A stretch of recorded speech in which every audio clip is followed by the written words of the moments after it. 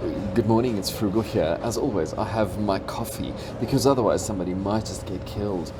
Let's talk today about small businesses. So it's very difficult, right, to define a small business. What we would say, for example, is we would say, well, has it been done before?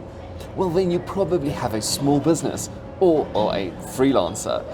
What that, for example, would mean is that somebody has made magwenya before and you're basically selling magwenya, which other people do as well. If you own a guest house and it's been done before, which there's quite a few of, generally that is a small business. It is not a startup.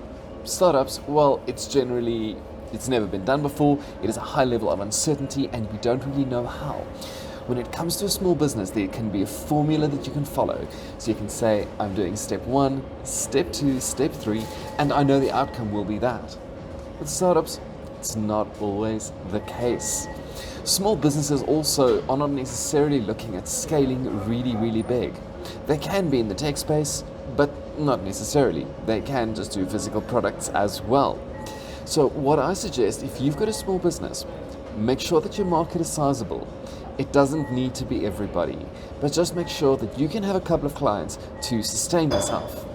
For a small business, rather than a freelancer, on the other hand, tend to establish themselves with the brand, with the eye on maybe getting a couple more people on board and looking at themselves as talking about us and we and a company.